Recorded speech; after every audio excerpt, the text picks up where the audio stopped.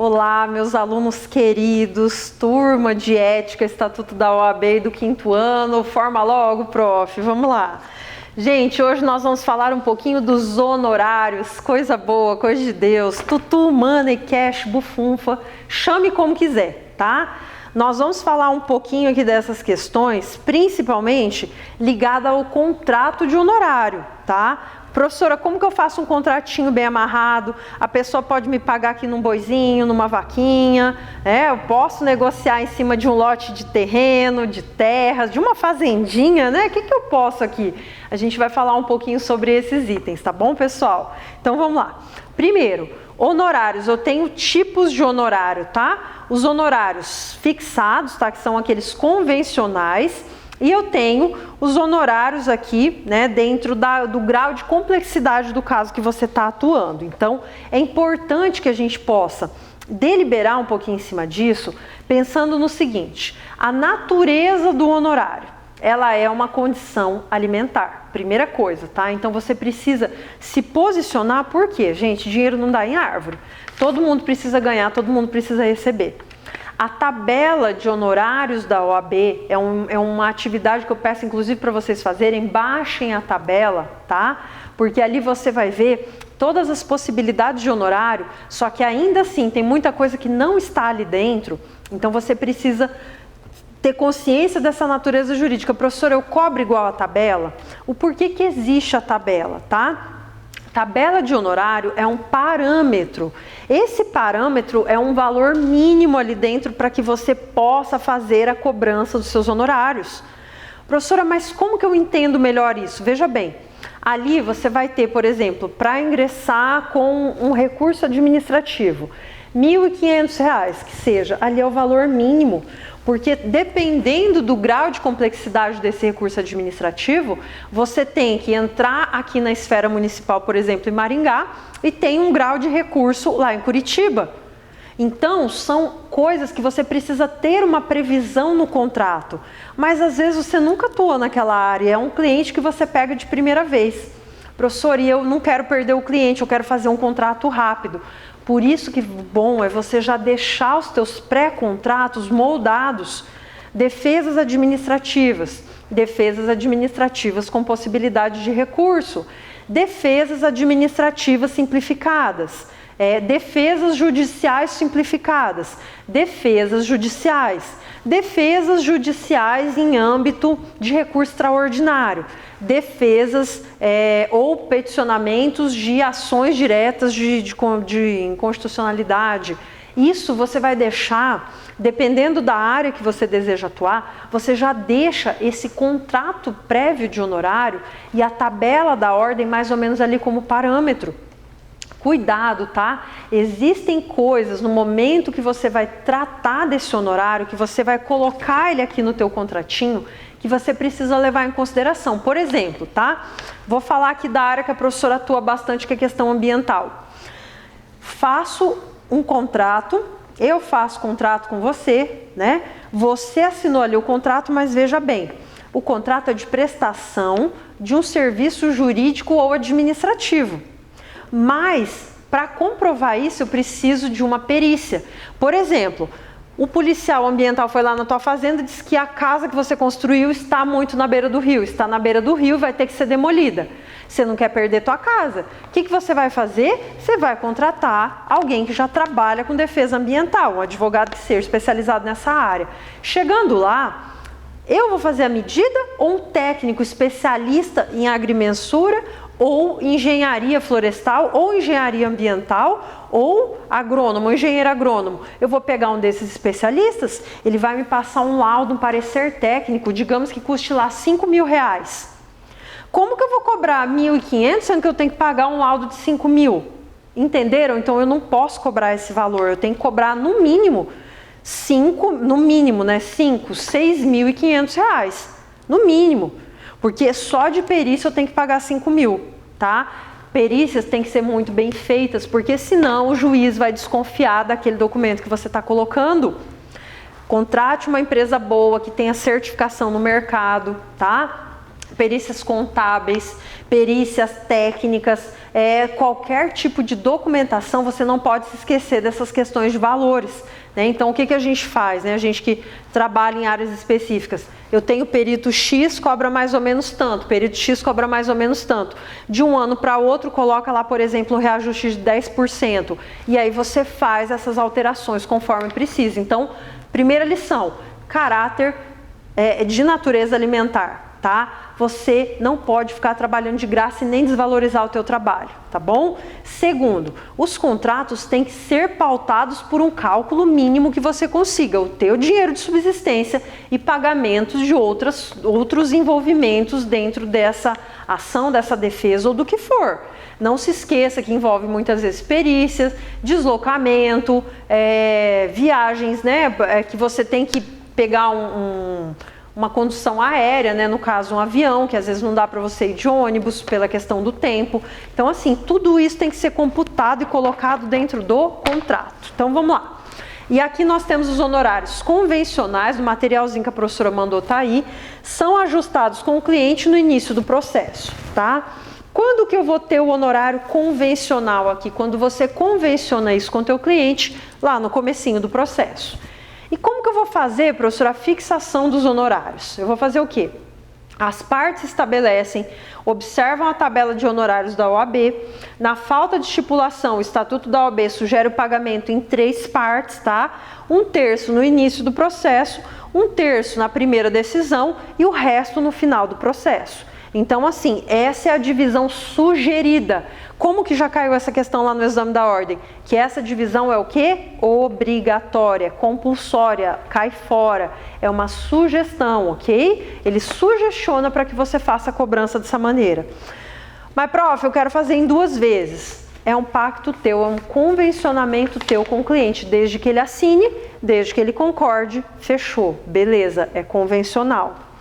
Outra fixação de honorário que nós temos aqui, diante da relevância, o vulto, a complexidade, a dificuldade das questões versadas, o trabalho e o tempo empregado aqui nessa ação. Porque, gente, às vezes você tem que abrir mão de tudo que você tem lá no escritório para se dedicar somente a essa ação. Então, são pontos específicos, necessidades específicas que exigem um vulto de dinheiro maior, tá bom? Por exemplo, questões eleitorais. Prazos de justiça eleitoral, você não dorme em período eleitoral, você fica 30 dias sem dormir. Por quê? À madrugada alguém pode estar ali na rede social falando mal do teu candidato, você tem que peticionar em regime de urgência. Prof, sábado, domingo e feriado também não tem. Então você tem que cobrar bem mais, porque você vai estar à disposição e por disponibilidade desse candidato, fim de semana, feriado, dia santo, madrugada inteira. Então você está com total vigilância para esse candidato que seja eleito ou que tenha o mínimo de problema possível. Aí também vai ter a possibilidade de ficar o advogado impedido de intervir em outras causas, né, em outros casos aí, então ele fica impedido justamente porque está advogando para aquele determinado cliente. Por exemplo, né, o advogado que atuou para o Lula, ele já sabe que outros clientes ele não vai conseguir nunca. Tá? Então, é uma especificidade dele. É um cara bom, escritório top? Sim, maravilhoso. A professora não está falando nada da atuação profissional. O que eu estou dizendo é no sentido de que, a partir do momento que ele atua em defesa de determinada pessoa, tá? Eu usei como exemplo o Lula, nada contra o Lula, tá? Mas assim, outros clientes não vão se achegar a ele, não vão ter uma confiabilidade, né? Que não deveria, porque escritórios e profissionais do direito devem ser imparciais, mas ainda assim ele deixa de ter crédito com algumas outras pessoas da sociedade. Ou de se desavir com outros clientes ou terceiro, valor da causa, a condição econômica, o cliente e o proveito para este restante do serviço profissional, tá? Então, essas circunstâncias de discutir, né, chegar ao ponto aí de brigar, né, com os clientes por questão de valores, isso é muito ruim. Então, a gente tem que ter um estabelecimento muito sincero disso no começo, por isso que o começo do contrato é tudo, tá? Seja muito sincero ali com o teu cliente. Se você precisar pagar uma perícia para defender ele, você vai pagar. Se você tiver que pagar um psicólogo para fazer uma consulta psicológica e juntar um laudo de que esse teu cliente está doente, você também pode agilizar isso. Mas veja bem, Tudo isso diante de necessidades que você tenha que fazer alguma juntada ao processo. Então, deixe essa possibilidade em cláusulas dentro do teu contrato, porque você pode precisar sim, tá bom? Se cair alguma prova, qual a natureza jurídica do honorário, tá? Natureza privilegiada, professora privilegiada, por que é privilegiada? Porque tem uma natureza alimentícia, alimentar, tá? Tem que ter privilégio nesse pagamento. Ele passa na frente de outros valores para que seja deliberado ao advogado. Por exemplo, tá? Situação aí de precatórios que forem via honorários advocatícios, passa na frente porque tem natureza alimentar, e aquele que não tem vai ter que esperar mais um pouco. Cláusula quota litis, tá? São os honorários em pecúnia. Você coloca lá uma cláusula estipulando pagamento quota litis, pagamento em pecúnia. Você quer pegar a verdinha, a marronzinha, a notinha na tua mão, tá bom? Não podem ser superiores às vantagens advindas a favor do cliente. Galera, você vai lá, meu amor da minha vida, vai pegar e vai ajuizar uma ação lá no juizado. O máximo que você vai conseguir, porque o valor é pequeno, é 5 mil reais. Aí você quer cobrar 30 mil do cliente?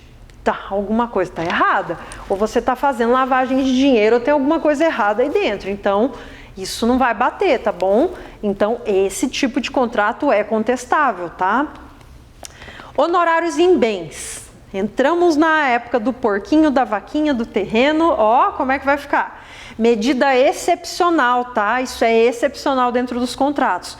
Diante de comprovada falta de condição pecuniária do cliente e desde que seja contratado por escrito. É isso que eu falo. Se você só colocou cláusula, né, quota litis, que só vai ser por pagamento de nota em espécie, em valor monetário, você não pode cobrar honorário em espécie, em bens, tá? Por quê? Porque você não colocou isso lá na tua cláusula. Agora, se você colocou por escrito no contrato que o honorário ele pode ser ajustado, pago em bens, aí sim. E se isso tiver a concordância do cliente, também. Mas veja, uma medida excepcional. Então, para cobrar esse honorário, você tem que juntar essa medida excepcional. Ou seja, ele não tem outra forma de te pagar. Só tem a forma de te pagar, que é passando aquele terreno para o seu nome, via pagamento de honorários. Então, essa condição você ajusta previamente no contrato, ok? Emissão de duplicata. Não autoriza o saque de duplicata ou qualquer outro título de natureza mercantil. Duplicata? Não. Cheque é permitido, mas na hipótese de ser frustrado, o recebimento amigável pode ser levado a protesto. Básico do básico. Prof, então eu posso receber por cheque? Gente, hoje em dia, né, é aceito, mas não é uma coisa muito mais usual, né? Nós gostamos de cartão de crédito, né? Então, essa é uma coisa boa, né? Transferência bancária, né? Coisas boas, né? Nós temos também outra espécie de honorário, o arbitrado, fixados pelo juiz na ausência dos honorários convencionais. Digamos que você não tem um honorário convencional estipulado, você atende aquele cliente, mas você não tem um contrato com ele, o juiz ele pode arbitrar o valor, tá, dentro dessa decisão, fixar esse honorário na decisão. Você tem que pedir isso para o juiz, tá, criaturinha de Deus? Você não fez o contrato lá atrás, foi uma situação de emergência, foi lá tirar o traficante da cadeia, ou sei lá o que. Foi uma situação que você não fez o contrato e você pede o arbitramento do juiz. Você junta a tabela da OAB e junta a justificativa que diante daquele impedimento, ou você estava viajando, ou você pediu para o estagiário ir lá pegar a procuração e não fez o contrato, que essa pessoa estava presa e depois desapareceu e depois retornou e você quer cobrar. Então, nesse caso aqui, você pede a fixação pelo juiz, demonstrando o parâmetro normativo, principalmente com a tabela de honorários da OAB e a justificativa do porquê esse pedido de fixação por arbitramento, tá? Honorários sucumbenciais, isso aqui todo mundo, né, é bem conhecido, mas vamos lá. É fixado pelo juiz ao final da sentença para que parte perdedora arque com os honorários da parte vencedora. Eu perdi, você ganhou, então eu tenho que pagar para você e bater palminha porque você ganhou de mim, tá? Porque nós não podemos ter raiva aqui do outro colega. A gente tem que admitir que em algum momento ou ele foi mais inteligente que a gente ou, né, teve alguma possibilidade que gerou um benefício, um peticionamento, ele argumentou melhor, então a gente tem que aprender com as nossas percas e frustrações. Prescrição, eita, Se você fez, se você trabalhou, você vai perder dinheiro, criatura de Deus? De maneira nenhuma. Prescrição, qual que é o prazo? A ação de cobrança de honorário de advogado prescreve em 5 anos, contados a partir, ó lá, ó, isso é muito importante, cai bastante aqui na prova, da prescrição, do vencimento do contrato, se houver, venceu o contrato, beleza.